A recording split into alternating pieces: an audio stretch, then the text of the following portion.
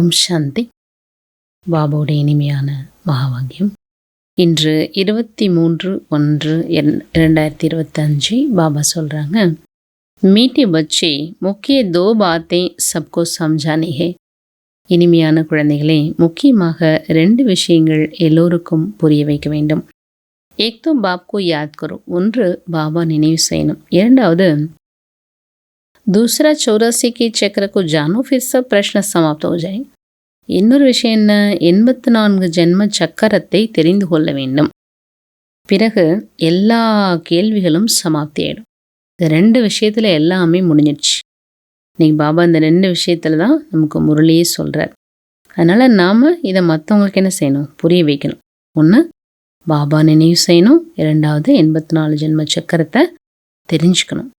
बाबा கேள்வி கேட்குறாங்க, बाप की महिमा में कौन से शब्द आते हैं जो श्री कृष्ण की महिमा में नहीं. பாபோட மகிமையில் என்ன ஒரு சப்தம் வருது, அது ஸ்ரீகிருஷ்ணனுடைய மகிமையில் கிடையாது. விரக்ஷபதி ஏக் பாப் ஹே, ஸ்ரீகிருஷ்ணுக்கு விரக்ஷபதி நெய்கை. விரக்ஷபதி ஒரே ஒரு தந்தை, பாபா மட்டும்தான். ஸ்ரீகிருஷ்ணாவை விரக்ஷபதின்னு சொல்ல முடியாது. पिताओं का पिता व पतियों का पति एक निराकार को कहा जाता. பிதாக்கெல்லாம் பிதா, பதிக்கெல்லாம் பதி யார்? ஒரே ஒரு நிராகாரர், அவரை தான் சொல்ல முடியும். ஸ்ரீகிருஷ்ணாவை சொல்ல முடியாது. தோனோகி மகிமா அலக் அலக் ஸ்பஷ்டம். இருவருடைய மகிமையும் தனித்தனியாக நீங்கள் ஸ்பஷ்டம் தெளிவாக்குங்க. பாபா இன்னொரு கேள்வி கேட்குறார், தும் பச்சே காவ் காவ்மே கौन-सा टिंडोरा पिटवा दो. நீங்கள் குழந்தைங்க கிராமத்திலும் இந்த ஒரு தண்டோரா போடணும். அது என்ன தண்டோரா? कौन-सा தண்டோரா? गाँव गाँव में डिंडोरा पिटवा दो. கிராமத்திலும் தண்டோரா போடணும். நீங்கள் அப்படின்னா எல்லாருக்கும் தெரியப்படுத்தணும். என்ன தெரியப்படுத்தணும்? மனுஷசே தேவதா, மனிதனிலிருந்து தேவதா, நரகவாசியிலிருந்து சொர்க்கவாசி எப்படி ஆக முடியும்? ஆக்கர் சம்ஜோ, இங்கே நீங்கள் தெரிஞ்சுக்கோங்க. ஸ்தாபனா வினாஷ் கேசே ஹோத்தா ஹை. ஸ்தாபனை வினாசம் எப்படி நடக்குது? ஆக்கர் சம்ஜோ. அப்படி நீங்கள் என்ன பண்ணுங்க? தண்டோரா போடுங்க. गीता के भगवान की नॉलेज पुरुषोत्तम बनने की मिलती है, इतना समझते हैं, परंतु कब मिलते हैं, कैसे मिलते हैं, ये भूल गए. கீதையினுடைய பகவானுடைய நாலேஜ் புருஷோத்தமன் ஆகுவதற்காக கிடைச்சிருக்குது. இவ்வளவுதான் எல்லாருக்கும் தெரியுது. இந்த கீதை எதுக்காக சொல்லப்படுது அப்படின்னா, நம்மளோட வாழ்க்கை உத்தமமாகிறதுக்கு. ஆனால் இந்த நாலேஜ் எப்பொழுது கிடைக்குது, எப்படி கிடைக்குது, இதை எல்லாருமே மறந்துட்டாங்க. गीता है ही धर्म शास्त्र का, धर्म स्थापना का शास्त्र, और कोई शास्त्र धर्म स्थापना अर्थ नहीं होती. கீதை மட்டும்தான் தர்ம ஸ்தாபனைக்கான ஒரு சாஸ்திரம். மற்ற எந்த சாஸ்திரமே தர்ம ஸ்தாபனைக்கானது கிடையாது. சாஸ்திர அக்ஷர் பி பாரதமே காமாத்தா. சாஸ்திரம் என்ற இந்த வார்த்தை கூட பாரதத்தில் தான் நம்ம சொல்கிறோம் இல்லையா?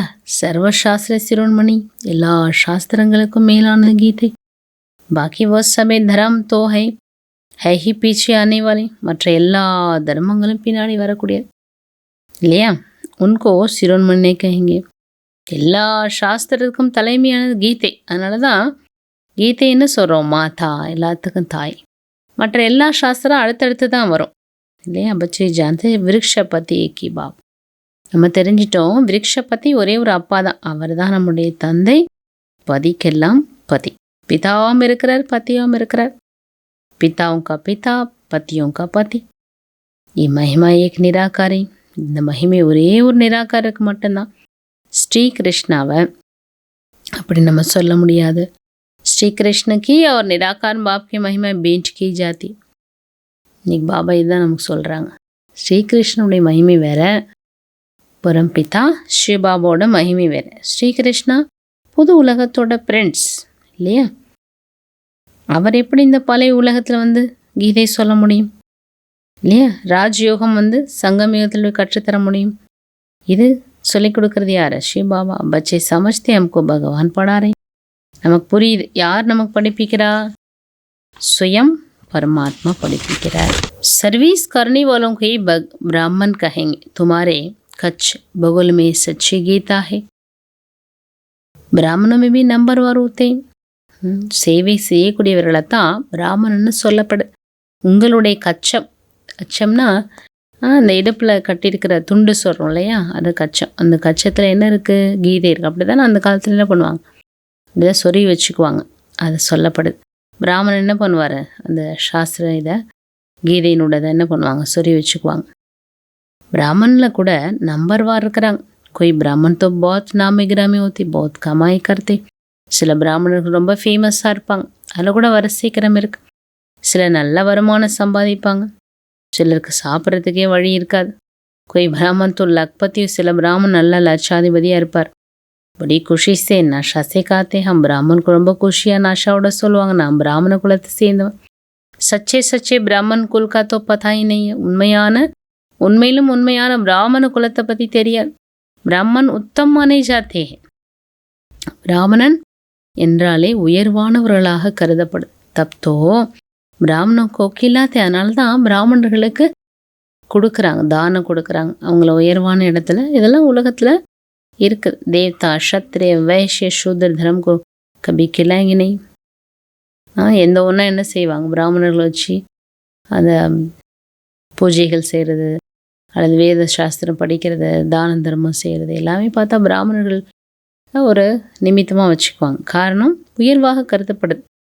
குலங்கள்லேயே உயர்வாக இருக்கிறது பிராமணம். ஆனால் வாஸ்தவத்தில் பிராமண குலன்றது பாபா எதை சொல்கிறாரு, உண்மையாக குணத்தினால் உயர்ந்தவராக, நடத்தையினால் உயர்ந்தவராக இருக்கணும் இல்லையா. இதுதான் பின்னாடி இந்த மாதிரி சொல்லப்படுது.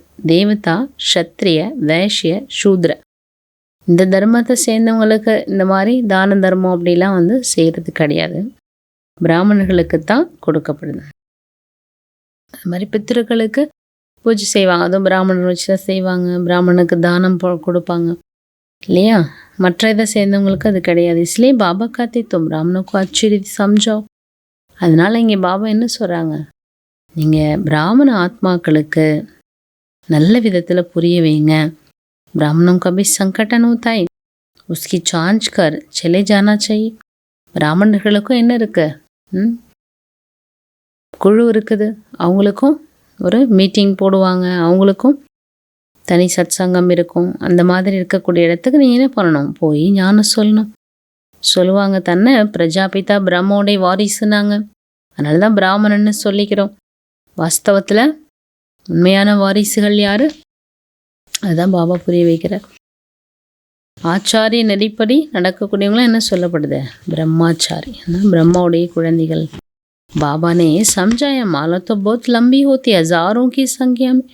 பாபா புரிய வைக்கிற மாலை ரொம்ப பெருசு, ஆயிரக்கணக்கில் அதில் இருக்குது, மணிகள் இருக்குது. அதுதான் பாபா என்ன சொல்கிறாரு, வெற்றி மணி மாலை. जिसको कोई कहाँ से खींचते, कुछ तो होगा ना, जो इतनी बड़ी माला बनाई, मुख से राम राम कहते रहते, ये भी पूछना पड़े. பாபா என்ன சொல்கிறாங்க, இப்போது இவ்வளோ பெரிய மாலை பாருங்கள், ஆத்மாக்கள் அப்படியே வர வர ஒன்று ஒன்றா சேர்ந்துட்டே போகுது இல்லையா, பெரிய மாலை உருவாயிட்டு. அப்போது பக்தியில் என்ன செய்கிறாங்க, மாலை உருட்டுறாங்க, 108 மாலை. அதை விட பெருசாக இருந்தால் அப்போ எவ்வளோ பெருசு இருக்கும். அவ்வளோ இதுக்கு ராம் ராம் ராம் சொல்லிட்டே இருப்பாங்கள்ல. ஏவி பூச்சினா படே. இப்போ இதை கூட கேளுங்க, இவ்வளோ பெரிய மாலை வச்சு உருட்டுறீங்க, ராம் ராம்னு சொல்கிறீங்கல்ல, யாரை நினைவு செய்கிறீங்க. तुम कहाँ भी सत्संग आदि में जाकर मिक्स हो बैठ सकते. நீங்கள் சத்சங்கத்தில் எங்கே வேணால் போய் உட்காரலாம். மற்ற சத்சங்கம் நடக்குதுன்னா அதில் போய் சேர்ந்து உட்காருங்க, அவங்க என்ன சொல்கிறாங்க. ஹனுமான் என்ன பண்ணுவாராம், சத்சங்கம் நடந்தால் எல்லோரும் அந்த செப்பல் போடுவாங்க, அது ஓரத்தில் போய் உட்காந்து அந்த சத்சங்கத்தில் என்ன சொல்கிறாங்க அப்படின்னு உட்காந்து கேட்பார். அந்த மாதிரி இங்கே பாபா என்ன சொல்கிறாங்க, நீங்கள் கூட ஹனுமான் மாதிரி சத்சங்கத்தில் என்ன சொல்கிறாங்க, அவங்களுக்கு எப்படி ஞானத்தை புரிய வைக்கலாம், அவங்களுக்கு எப்படி நன்மை செய்யலான்னு என்ன பண்ணுவோம், நம்ம பிளான் பண்ணணும். எங்கே சத்சங்கம் நடந்தாலும் ஹனுமான் போய் அந்த செப்பல் பக்கத்தில் உட்காந்துக்குவார். உங்களுக்கு கூட சான்ஸ் கிடைச்சதுன்னா என்ன பண்ணணும், மற்ற மீட்டிங் நடக்குது, ப்ரோக்ராம் நடக்குது, சத்சங்கம் நடக்குதுன்னு நீங்கள் அதை போய் கலந்துக்கோங்க. அங்கே என்ன சொல்கிறாங்கன்னு கேட்டுட்டு பிறகு சத்தியம் என்னவோ அதை என்ன பண்ணணும், சொல்லணும், தெரியப்படுத்தணும். நம்ம சான்ஸ் எடுத்துக்கணும். இல்லை சத்சங்கம் நடக்க நம்ம போய் கேட்கணும், ஒரு 5 minutes நம்ம பேசலாம் அப்படி கேட்கணும்.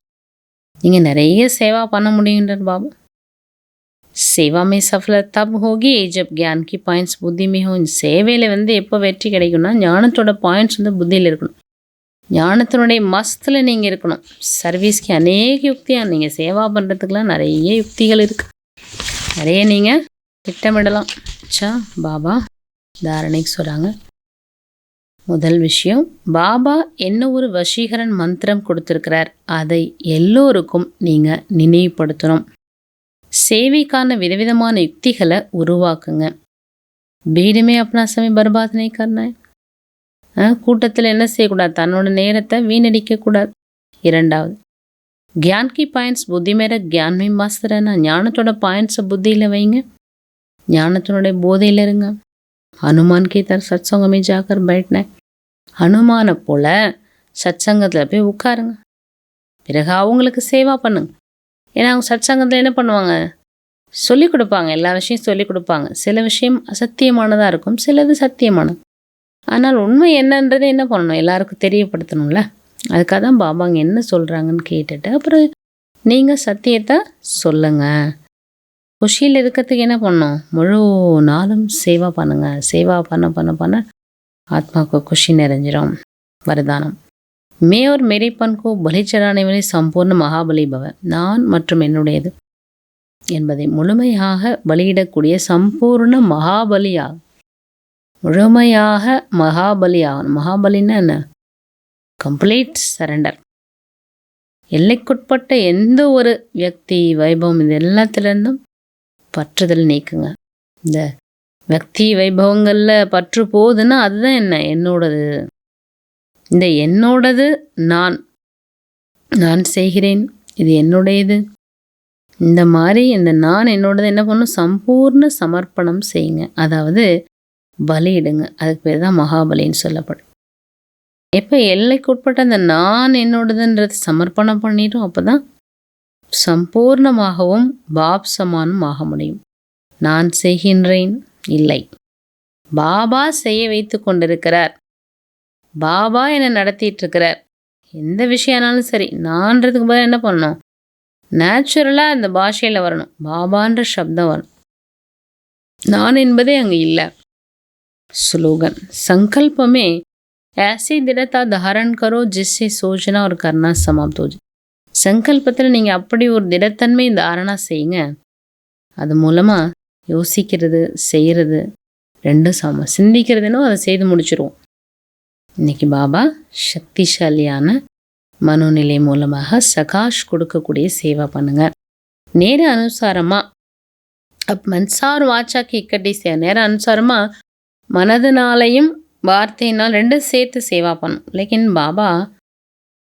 लेकिन वाचा सेवा सहज है, मनसा में अटेंशन देने की बात है. इसलिए सर्व आत्माओं के प्रति मन में शुभ भावना शुभ कामना के संकल्प. இப்போ வாச்சா சேவா சகஜமாக எல்லாரும் செஞ்சிடுறாங்க. வாயினால ஞானம் சொல்கிறது ஈஸியாக. மனதில் அட்டென்ஷன் கொடுக்கறது தான் விஷயம் இல்லையா. மனதும் அதில் சேர்ந்து சேவா. அதனால் எல்லா ஆத்மாக்களுக்காகவும் என்ன பண்ணணும், மனதோட சுப பாவனா சுப விருப்பங்களுடைய சங்கல்பம் செய்யுங்க. போல்மை மதுரத்தா, வார்த்தைகளில் என்ன வேணும், இனிமைத்தன்மை வேணும், திருப்தி வேணும், சரளத்தாவினுடைய நவீனத்தா இருக்கணும். அப்போ சகஜமாக வெற்றி என்பது கிடைத்துவிடும். வார்த்தையில் இனிமைத்தன்மை வேணும், திருப்தி வேணும், சரளத்தா, அது இருந்தாலும் என்ன ஆகிடும், சகஜமாக வெற்றி கிடைத்துவிடும். அச்சா, ஓம் சாந்தி.